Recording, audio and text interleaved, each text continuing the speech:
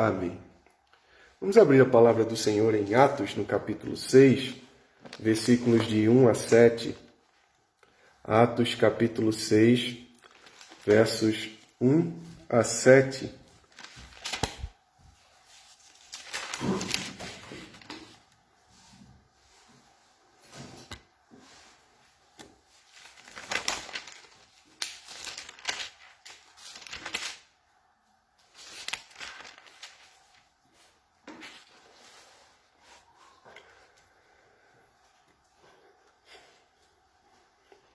Atos 6, do 1 ao 7, diz assim a palavra do Senhor.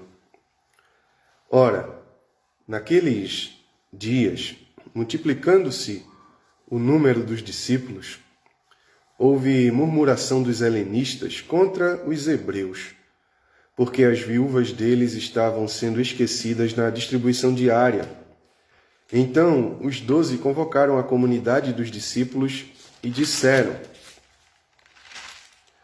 não é razoável que nós abandonemos a palavra de Deus para servir às mesas. Mas, irmãos, escolhei dentre vós 7 homens de boa reputação, cheios do Espírito e de sabedoria, aos quais encarregaremos deste serviço, e quanto a nós, nos consagraremos à oração e ao ministério da palavra. O parecer agradou a toda a comunidade, e elegeram Estevão, homem cheio de fé e do Espírito Santo, Filipe, Prócoro, Nicanor, Timão, Pármenas e Nicolau, prosélito de Antioquia. Apresentaram-nos perante os apóstolos, e estes, orando, lhes impuseram as mãos. Crescia a palavra de Deus, e em Jerusalém se multiplicava o número dos discípulos. Também muitíssimos sacerdotes obedeciam à fé. Nós estamos aí diante de um texto que, continuando a narrativa de Atos dos Apóstolos, expõe o grande crescimento da igreja e mostra que, a partir daí, alguns problemas começam a surgir. E eu poderia colocar a seguinte afirmação para nós: igreja é um problema. Correto, irmãos? Igreja é um problema. Deixa eu colocar melhor, Na verdade, problemas ocorrem também com a igreja. Problemas ocorrem com a igreja. Mas igreja é, na verdade, o corpo de Cristo. Nós somos aqueles que foram chamados em Cristo para viver uma vida nele, uma vida de santidade, uma vida de satisfação nele. Mas, como todas as outras instituições neste mundo, a família, Estado, empresas, igrejas também lidam com problemas de relacionamento. E a questão disso é o pecado. Eu falei que nós, agora há pouco, na oração, que nós estamos desse lado da eternidade, daqui deste lado da eternidade. Ou seja, ainda labutamos com o pecado em nosso coração, que nos assedia, que nos tenta, que tem como objetivo, não personificando o pecado, mas a ideia é que o pecado em nós, ele tem como objetivo, ele nos inclina para tomarmos atitudes, rumos que são contrários ao Senhor. Então, colocando melhor, igreja não é um problema. Só que igreja também passa por problemas.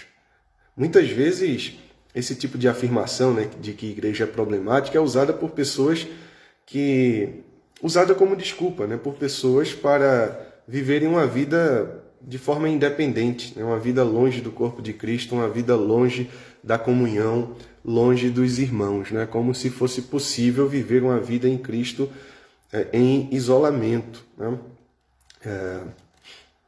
Eu sei que em alguma medida, em determinadas situações, isso pode se dar, não pela preferência do cristão, do crente, mas por circunstâncias, Às vezes, em um determinado contexto, Claro que isso não é comum no Brasil, mas em situações, por exemplo, em países que passam por guerras, por perseguições, às vezes os irmãos podem ficar assim bastante separados, né? E sem condições de reunião.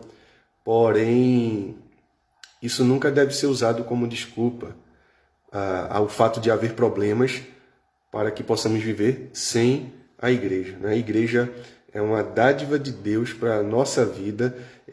Nós, ao sermos inseridos em Cristo, somos inseridos na igreja. Vamos viver com Cristo e com sua igreja, né? Com os nossos irmãos para sempre. Vamos viver em comunhão para sempre. Assim será a eternidade. E desde já nós desfrutamos disso. E desde já é através da comunhão da igreja, ou é em meio à comunhão da igreja, que o Espírito é derramado, como o livro de Atos está nos mostrando isso, que o Espírito é derramado e que a igreja é enriquecida pelo Espírito com toda sorte de bênçãos, né? O texto de Atos ele não mostra cristãos vivendo isoladamente a sua fé, mas é sempre num contexto de comunhão. Só que nesse contexto de comunhão, problemas podem surgir. Nós ainda estamos sendo santificados. Nós, inclusive, precisamos da igreja para esse processo de santificação. O Espírito nos santifica, nos capacita a sermos semelhantes a Jesus Cristo na vivência em comunhão com os irmãos, né? Esse texto nos apresenta um problema que surgiu na igreja após ela chegar num número assim, muito grande, né? Ela ter crescido para um número muito grande de irmãos.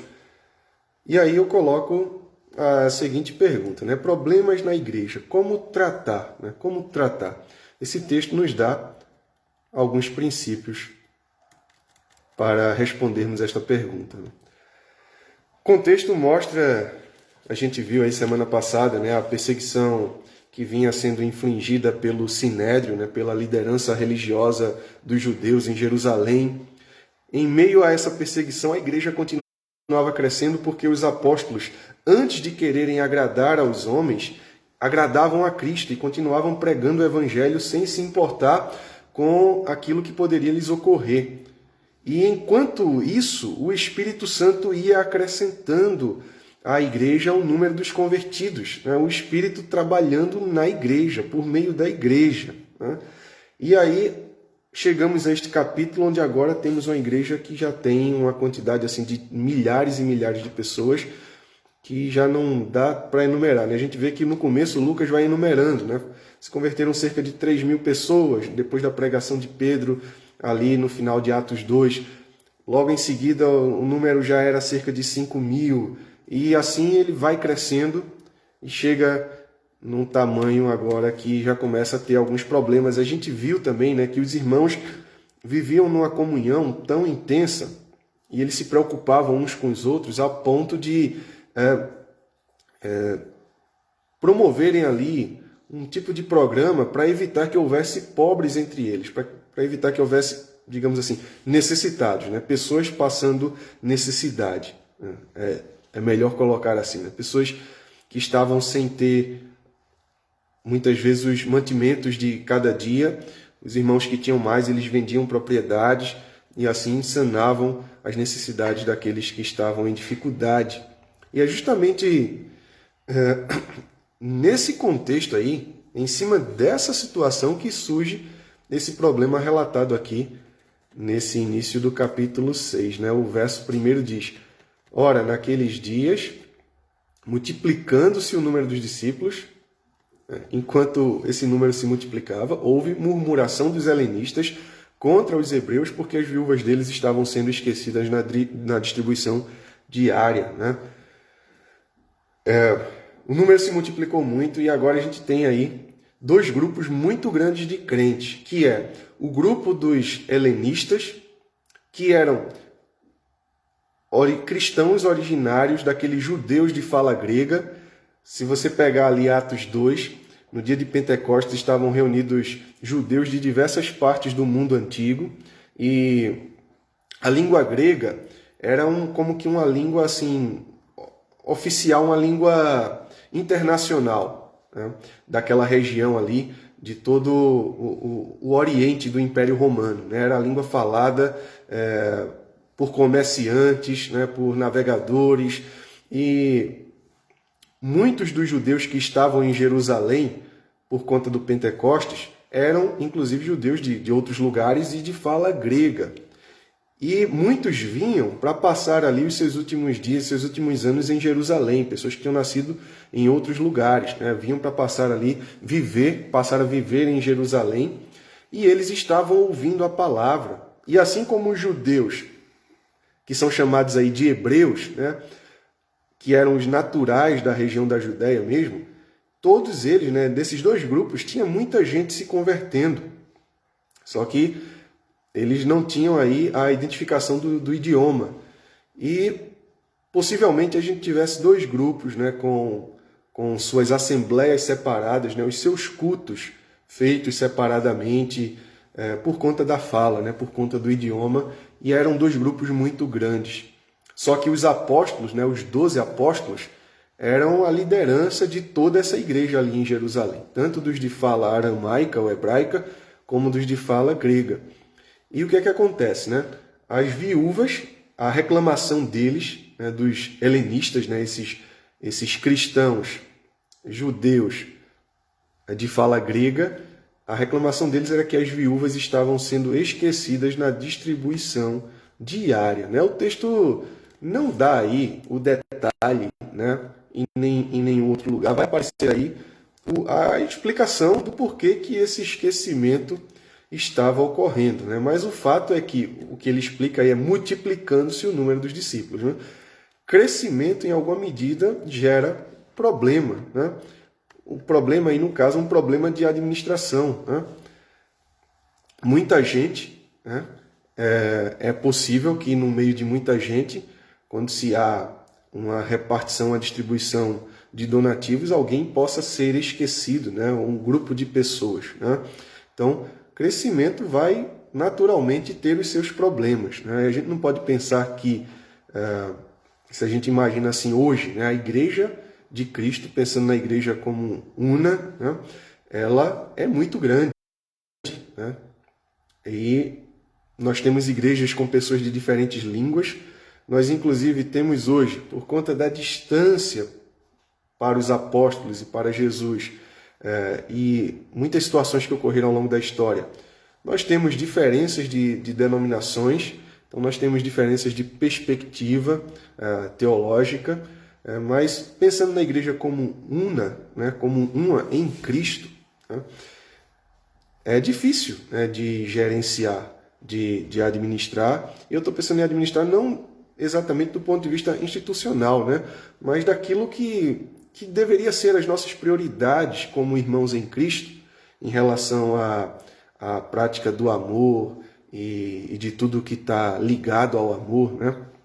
É difícil lidar com um número muito grande. Crescimento gera problemas. Agora, uma outra coisa que a gente deve ter cuidado, né, é o problema da acepção de pessoas, né? Porque pertence a tal grupo, né? Porque não faz parte do meu grupo, porque não é da minha turma mais chegada, porque não é daqueles com quem eu convivo, com quem eu tenho identificação, eu tenho a mesma linguagem, tenho os mesmos gostos.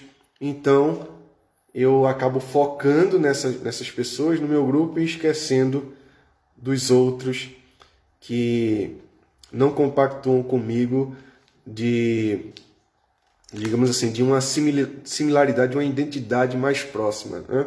Então a gente tem que ter esse cuidado. As Escrituras se colocam contra isso, né? Deus é contra a acepção de pessoas, né? A gente vê isso em outros lugares. Na carta de Paulo a Tito, ele fala sobre isso, né? Deus, e a Timóteo também, né? Deus quer que os homens sejam salvos, né, de todos os lugares.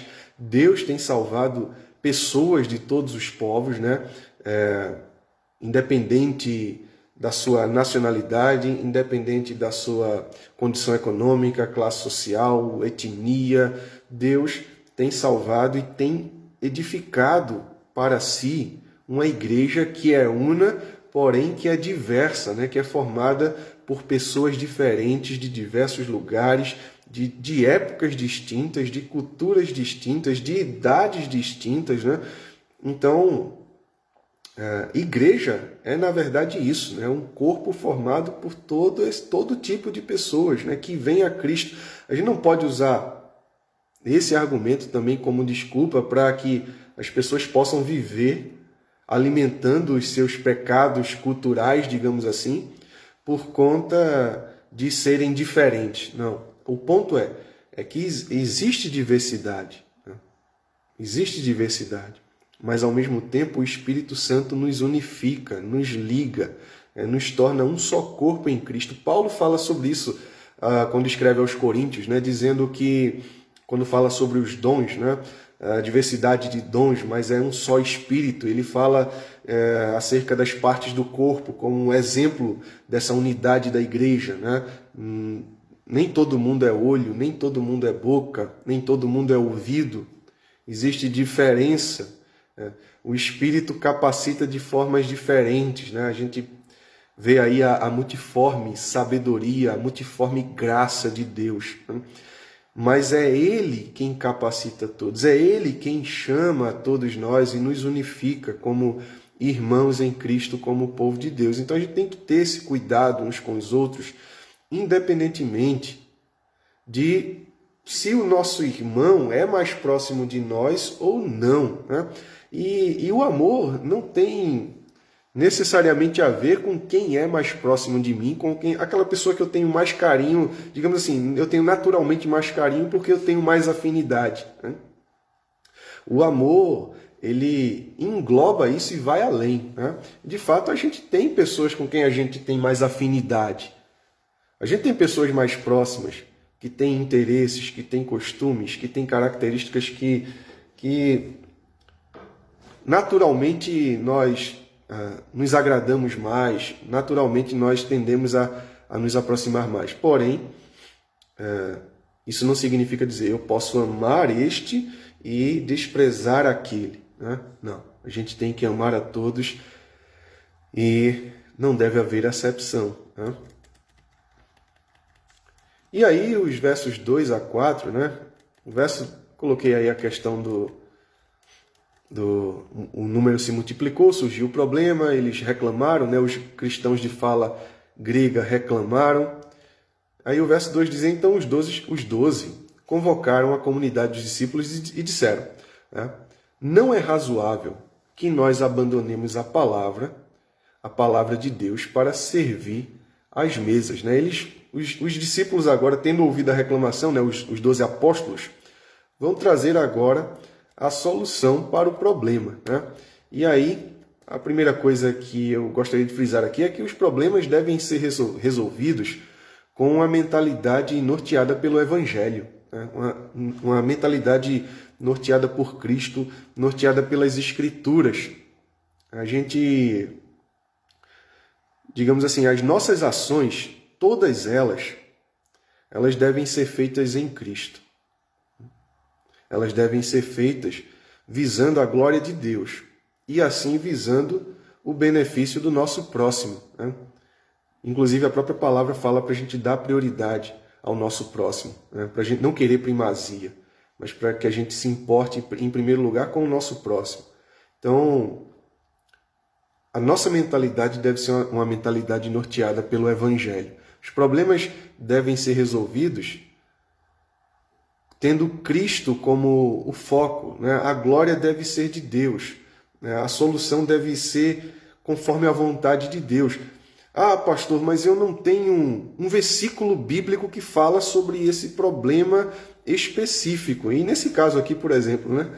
Não existe um mandamento na lei de Moisés. Não existe nenhum salmo que fale especificamente sobre esse problema que a gente está enfrentando e que a gente precisa resolver. A gente não precisa ter um versículo específico sobre cada problema, sobre cada situação. A gente precisa ter uma mente bíblica, né? Uma mente norteada pela palavra, para que quando a gente pensar na solução, a gente tenha como foco a glória de Deus. E assim, a paz e o bem uns dos outros. Os apóstolos pensaram dessa forma, né? E aí, primeira coisa que eles colocam, né? no verso 3 aí, quer dizer, no verso 2, né? Não é razoável que nós abandonemos a palavra de Deus para servir às mesas. Vejam, os apóstolos foram separados por Cristo para conduzirem a igreja, principalmente após a partida de Cristo, após Cristo voltar para o Pai. Eles eram pregadores, né? A função deles era transmitir o Evangelho, a função principal deles. Agora você tem uma igreja de milhares de pessoas. Imagina os apóstolos tendo que se ocupar com a distribuição de donativos, levando em conta que a igreja não é mais um grupo de cerca de 120 pessoas, como lá no começo do livro de Atos. Você tem milhares de pessoas agora. Então, não dava para que eles parassem com a obra de pregação. Não era razoável. É interessante essa expressão, né? Não é razoável. Não faz sentido, né, que nós abandonemos a palavra de Deus para servir às mesas. As mesas deveriam ser desprezadas, né, para usar essa expressão. Né? O servir à mesa aqui era essa questão da distribuição diária de alimentos, de donativos. As mesas deveriam ser desprezadas, e as mesas estavam sendo desprezadas porque os apóstolos falaram ou deram essa resposta primeiramente? Não. Eles estavam colocando uma questão de prioridade, eles estavam pensando, né? Deus nos deu a capacidade de razão, de raciocínio, de deliberar sobre assuntos, pensar, resolver, tomar as decisões. E é como eu disse, a gente precisa fazer isso de uma forma bíblica, de uma forma norteada pelo Evangelho. Nós estamos em aliança com Deus. Por meio de Cristo, o Espírito vive em nós. Existem situações onde a gente vai ter que parar para pensar e resolver. É como eu disse, não tem um versículo X para cada coisa. Mas a gente tem que pensar. Então, eles começaram a pensar. Não é razoável que nós abandonemos a palavra. A pregação da palavra era a prioridade desses irmãos, né, dos 12 apóstolos. Mas aí no verso 3 ele diz: Mas, irmãos, escolhei dentre vós 7 homens de boa reputação, cheios do Espírito Santo e de sabedoria, aos quais encarregaremos deste serviço. E quanto a nós, nos consagraremos à oração e ao ministério da palavra. Aqui eles acrescentam outro elemento à tarefa deles, né, a tarefa prioritária deles, a oração, aparecendo primeiro aí, e ao ministério da palavra. Os apóstolos tinham essa incumbência de serem como que as colunas da igreja, né? Sendo como que o alicerce, né? Paulo fala que a igreja, ele usa a metáfora do edifício, né? Em Efésios 2, a igreja é edificada sobre o fundamento dos profetas e dos apóstolos, sendo Cristo a pedra angular, né? Então Cristo é a pedra principal desse fundamento, mas os apóstolos eram o fundamento, né? Aquilo que eles estavam ensinando e pregando iria dar base para a igreja. Veja, eu estou trazendo uma palavra aqui baseada, aquilo que eu estou falando é baseado nesse fundamento deixado pelos apóstolos, que é o Novo Testamento. A gente não tem mais os apóstolos vivos hoje. Então a gente tem um testemunho deixado por eles, inspirado pelo Espírito Santo de Deus. Então, nessa época aí que eles falaram isso, né, que eles tiveram esse problema para resolver, eles estavam vivos e lidando com esses problemas pessoalmente. Eles precisavam manter-se focados. Então, eles eram homens separados para, primeiramente, viver em oração pela igreja. E, junto à oração, levarem a palavra. Né? Tanto para a igreja, o grupo de convertidos, né, nessas reuniões diárias, como lá em Atos 2 fala que o povo se reunia diariamente perante os apóstolos, né, para ouvir a doutrina dos apóstolos. E eles também pregavam nos lugares, né, no templo, para pessoas não convertidas ainda. Então eles tinham isso como uma prioridade. E uma coisa que eu gostaria de frisar aqui, né? Existe diversidade de dons. Existe diversidade de capacitação ou de capacitações. O Espírito é o mesmo, que nos unifica como um corpo em Cristo. Mas o Espírito não dá a todos o mesmo dom, não dá a todos as mesmas capacidades, as mesmas vocações, né? Então é comum, muitas vezes, por exemplo, quando os jovens se inflamam por missões e lendo Atos, por exemplo, né? E começam a ficar inflamados por missões, quererem que todo mundo na igreja faça missões nesse sentido estrito de todo mundo ser pregador, né? Mas nem todo mundo foi separado por Deus. É um grupo menor que é separado por Deus para essa tarefa da pregação. Estou colocando aqui a pregação no sentido estrito, né? Daquele que tem a tarefa de se dedicar ao estudo da palavra e à proclamação dela. Todos nós devemos fazer Cristo conhecido, né? Nós temos amigos, nós temos família, nós podemos compartilhar o Evangelho. Mas a tarefa do pregador, como era a tarefa apostólica, né? Não temos mais os apóstolos hoje, temos os pastores, né? Os presbíteros, pastores, responsáveis por essa tarefa. São homens separados por Deus para isso, são capacitados, vocacionados, separados prioritariamente para essa tarefa. Então, é importante frisar isso, porque muitas vezes jovens se inflamam por missões e querem que todo mundo na igreja se dedique a isso de uma maneira assim estrita, né? Mas as pessoas têm vocações diferentes e isso não as torna menores. Todos nós fazemos parte do corpo e cada função é importante. Paulo dá conselho para as senhoras, por exemplo, para serem boas mães, boas donas de casa. Isso é tão evangélico quanto o missionário que está lá naquela tribo distante que nunca ouviu o evangelho. Isso é tão evangélico, isso é tão, assim, isso envolve tanta entrega quanto.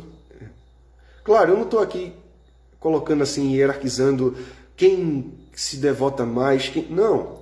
Mas o que eu estou dizendo é que conforme aquilo que Deus nos dá, conforme as vocações, os contextos, as capacitações, a gente deve servir em fidelidade. A gente deve servir em fidelidade. Então os apóstolos estão colocando isso aqui. Eles estão pontuando, né? A gente não deve se afastar da nossa tarefa prioritária para fazer isso. Então, escolham entre vocês, né? E aí, eles dão o norte aqui, né? Escolher entre vós 7 homens de boa reputação, cheios do Espírito, né? Boa reputação, cheios do Espírito e de sabedoria, aos quais encarregaremos deste serviço, né? Muitas vezes esse texto é usado para se referir assim ao início do ministério diaconal, né? Da diaconia. A gente pode dizer que aqui a gente tem a instituição dos diáconos propriamente dita, né? Não necessariamente, né? Mas a gente já tem aqui o pilar disso, né? As bases estão aqui. Porque esses 7 homens escolhidos não foram escolhidos e ordenados assim, diáconos, né? Mas a função que posteriormente, quando Paulo começa a levar o evangelho para outras nações, né? Para outros países, as igrejas vão surgindo e ele começa ali a trabalhar com a igreja a questão da ordenação de presbíteros e de diáconos, né? E os diáconos justamente serão os oficiais responsáveis por essa questão dos donativos, né? Do cuidado com os necessitados. Essa, de fato, é a função primordial, né? Mas não que esses homens aqui tivessem sido eleitos exatamente diáconos, né? Envolvia esse serviço, mas eles tinham uma abrangência maior, né? Eles se tornaram como que uma liderança abaixo dos apóstolos da igreja grega, né? Da igreja de fala grega. Inclusive, 2 desses homens, né?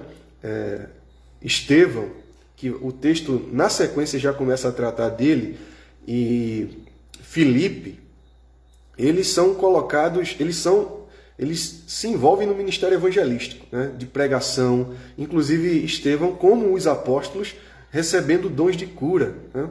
E pregando publicamente nas ruas, né? Participando assim de debates onde o evangelho estava sendo confrontado e ele ali debatendo e mostrando a veracidade do evangelho de Jesus Cristo como aquele para quem as escrituras apontavam, né? Então, acaba que o ministério deles era um pouco mais abrangente, mas aqui nós temos esse pilar mesmo, né?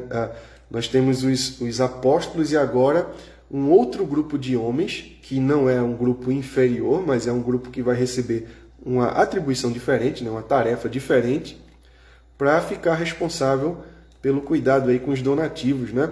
É interessante que eles tinham que ser de reputação ilibada, né? Paulo vai usar esse critério quando fala da eleição de presbíteros e de diáconos, né? Homens irrepreensíveis, né? A reputação não pode ser manchada. E ainda mais que ia lidar com donativos, né?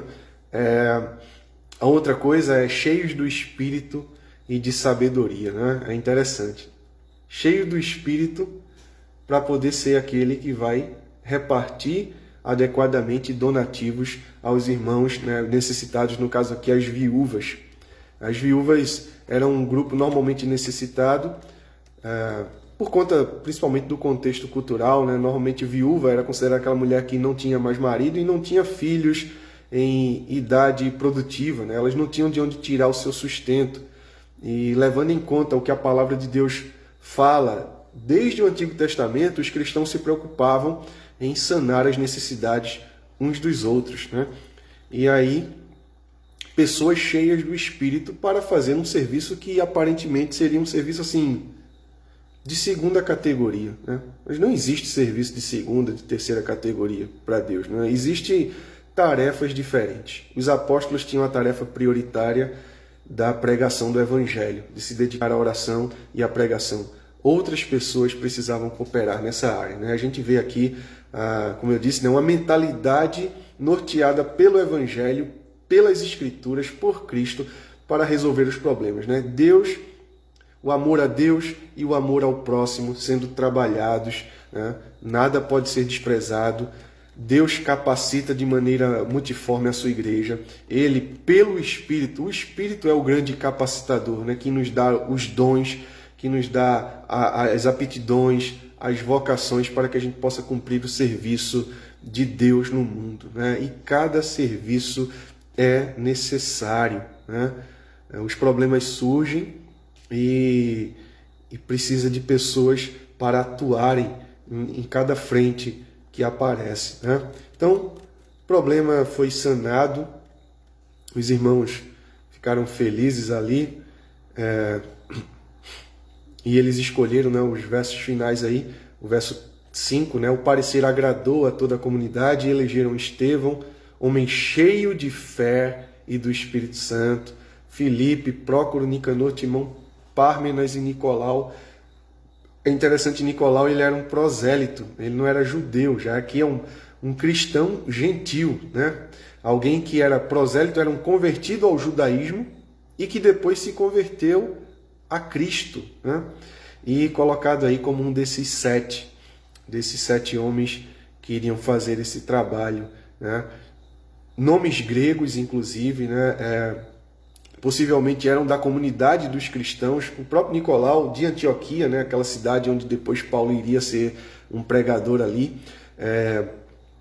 Então, homens provavelmente da própria comunidade de fala grega para estar à frente deles, né? O parecer agradou.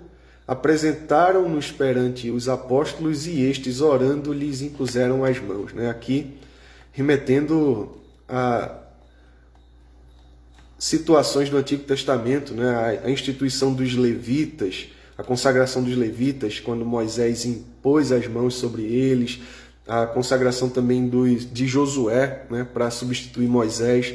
Moisés impôs as mãos, é como a expressão aqui é no sentido de uma ordenação mesmo para aquele serviço, para aquele ministério, né? Não tem nada assim nesse sentido aqui, nada místico, né? Mas de um reconhecimento e assim da ordenação, oficialização desses homens nesse serviço. E o que é que acontece, né? Quando a igreja pensa os seus problemas de forma bíblica, trabalha para resolver numa mentalidade norteada pela palavra de Deus, buscando a glória de Deus, buscando fazer com que o serviço a Deus, com que a pregação do Evangelho continue firme, não seja bloqueada, não seja impedida e com que os irmãos sejam abençoados. Pensar os problemas de uma forma bíblica, o que é que acontece, né? As coisas se resolvem, e aí Lucas mais uma vez fecha essa sessão afirmando o seguinte: crescia a palavra de Deus e em Jerusalém se multiplicava o número dos discípulos. Veja, era grande demais e continuava a crescer. Não é que a palavra de Deus aqui estava sendo aumentada. O sentido aqui é de que ela estava alcançando mais e mais pessoas, frutificando em mais e mais pessoas obedeciam, se rendiam a Cristo e passavam a viver conforme a palavra de Cristo, né? Norteados pela palavra de Deus, né? Se multiplicava o número de discípulos. Ele coloca um dado interessante aqui, também muitíssimos sacerdotes obedeciam à fé, né? Cerca de 4 a 5 mil sacerdotes serviam em Jerusalém por turno, né? Era um grupo muito grande, de cerca de 18 a 20 mil sacerdotes nessa época, e ali em Jerusalém aproximadamente 5 mil, e muitos sacerdotes se convertendo a Cristo, né? Se rendendo a Jesus Cristo, né? Quando a igreja cresce, naturalmente somos pecadores, somos limitados, né? Enquanto seres humanos, estamos numa condição ainda que aguardamos a glorificação, né? E aí, de fato, todos os problemas se encerrarão, né? Mas, enquanto isso, a gente lida com problemas, né? Só o fato da igreja crescer aqui gerou problema. Como que a gente faz? Arranca os cabelos? Como que a gente faz? Chuta o balde e sai da igreja porque a igreja é um problema? Não, né? O que é que a gente faz? Nós resolvemos os problemas pensando de maneira cristã, colocando a nossa cabeça em sujeição à palavra de Deus e tomando as decisões que de fato vão glorificar a Deus e vão ser benéficas para o seu povo, né? Problema resolvido, o crescimento continua, né? O crescimento continua. Então, essa palavra que eu quero deixar para nós nesta noite, né? Que nós não venhamos a nos abater perante os problemas, né? Perante problemas de relacionamento, que era o caso aqui, né? Perante problemas de parecer que você está sendo desprezado, né? Que nós não venhamos a nos abater e a sair por aí falando, reclamando, não, mas que a gente possa buscar as soluções de uma maneira cristã, de uma maneira sábia, né? Os apóstolos mandaram escolher homens que fossem cheios do Espírito e de sabedoria, né? Com a sabedoria do alto, a sabedoria do Espírito, para solucionar o problema. A gente deve buscar solucionar em Cristo para a glória de Deus, não criando mais problemas, né? Não piorando a situação, mas sujeitando a nossa mente a Cristo e assim buscando soluções norteadas pelos princípios da palavra de Deus, né? Como eu disse, a gente tem a própria Escritura, né? Os próprios mandamentos, como Jesus diz, resumidos em 2 princípios, em 2 mandamentos básicos que englobam tudo: amar a Deus e amar ao próximo.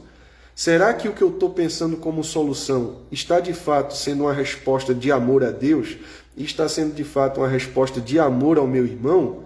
Ou eu estou sendo como uma criança mimada, reclamona, que simplesmente abandona, ou que simplesmente fica por aí reclamando? Não.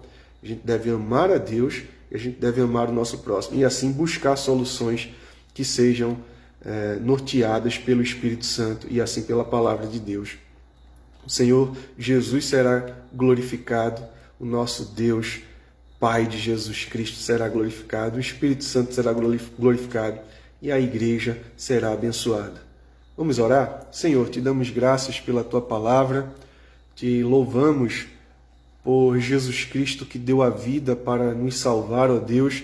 Te louvamos pelo Espírito Santo que foi enviado pelo Senhor Pai e pelo Senhor Jesus Cristo para habitar conosco e em nós, para nos unir a Cristo, para sermos um só em espírito com Ele, um só corpo, o corpo de Cristo, ó Deus. E como corpo, nós devemos, sobre todas as coisas, amar ao Senhor e amarmos uns aos outros, nos amarmos uns aos outros no amor de Cristo, Pai. E buscarmos soluções para os problemas que possam surgir em nosso meio, com a mentalidade cristã, Pai, com um coração cheio do Teu Espírito, num desejo sincero de que o Teu nome seja engrandecido no final, Pai, e assim nós sejamos abençoados, e assim a Tua palavra continue a crescer, ó Deus, ou seja, continue a alcançar mais e mais vida pelo nosso testemunho. Tanto pelo testemunho de pregação do Evangelho, como pelo testemunho, o testemunho mútuo de uma união verdadeira em Cristo, de um povo que se resolve em amor, Pai. Nos ajuda, ó Deus, a caminharmos sempre assim na Tua direção, sabendo que há diferentes tarefas, há diferentes aptidões, há diferentes vocações, mas o corpo é um, Pai, e o Espírito que nos unifica é um, ó Deus, de modo que possamos viver no Teu amor, de modo que possamos viver o Teu amor, ó Deus. Abençoa-nos assim, nós te pedimos, te agradecemos e rogamos ao Senhor uma semana assim, cheia da Tua presença, abençoada pelo Senhor e sendo instrumentos da Tua bênção para o nosso próximo, ó Deus. No nome de Jesus,